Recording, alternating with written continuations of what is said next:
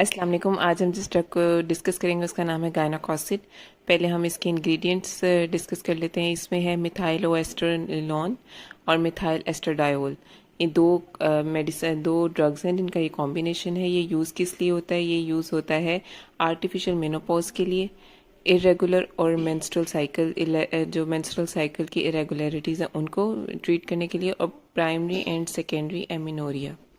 जो सबसे ज़्यादा जो मेजर इसका यूज़ है वो एमिनोरिया है। एमिनोरिया क्या होता है? प्राइमरी एमिनोरिया ये होता है कि आपको आफ्टर 16 ईयर्स ऑफ एज आपको पीरियड्स नहीं होते, या होते ही नहीं है, स्टार्ट ही नहीं होते, उसे कहते हैं प्राइमरी एमिनोरिया। और जो सेकेंडरी होता है वो ये होता है कि 3 महीने हो गए हैं विदाउट एनी रीज़न आपको पीरियड्स नहीं हुए, या कोई प्रेगनेंसी नहीं है, कोई मेनोपॉज नहीं है, लेकिन पीरियड्स नहीं हुए, तो ये एक डिजीज़ डिक्लेयर होती है और इसे कहते हैं सेकेंडरी एमिनोरिया।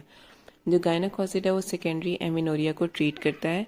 तो सेकेंडरी एमिनोरिया को किस तरह ट्रीट करता है कि बॉडी में एस्ट्रोजन की जो लेवल है उसको रेगुलेट करता है, जिससे हमारी ये डिजीज़ जो होती है ये ट्रीट होती है। इसके अलावा इसमें एस्ट्रोजन डेफिशिएंसी जो हमारी बॉडी में होती है, जिसके काफ़ी ज़्यादा मसाइल होते हैं, मीनोपॉज नहीं हो पाता या जल्दी अर्ली हो जाता है, तो उसको ट्रीट करता है। इसके अलावा इरेगुलरिटीज़ ऑफ मेंस्ट्रुअल साइकिल, यानी मेंस्ट्रुअल साइकिल को रेगुलेट करने के लिए भी गायनाकोसिड ली जाती है।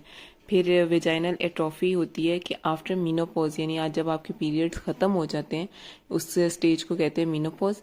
और उसके बाद जो आपकी विजाइनल वॉल है वो इतनी ड्राई और थिन हो जाती है जिससे उसमें इरिटेशन स्टार्ट हो जाती है, जो सेक्सुअल एक्टिविटी को अनप्लेजेंट बना देती है। इस चीज़ को भी ट्रीट करने के लिए गायनाकोसिड यूज़ होती है। इसके अलावा डिसयूरिया।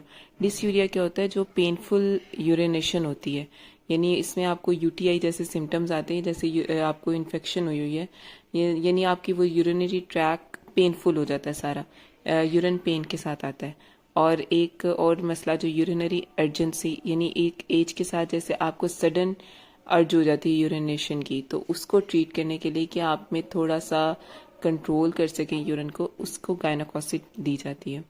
इसके कुछ साइड इफ़ेक्ट्स भी हैं, उनमें ज़्यादातर ये है कि आप जब इसको विड्रॉ करते हो, जब गायनाकोसिड लेना बंद करते हो, तो ब्लीडिंग स्टार्ट हो जाती है। इसके अलावा नोज़िया, वॉमिटिंग, ब्रेस्ट सेंसिटिविटी बहुत ज़्यादा देखी गई है। इसके साथ जो ड्राउजीनेस है, आपके ब्लड प्रेशर इंक्रीज़ हो सकता है, ब्रेस्ट का साइज़ इंक्रीज़ हो सकता है, वेट गेन हो जाता है, वेजाइनल डिस्चार्ज होता है। ये इसके कुछ साइड इफ़ेक्ट्स हैं।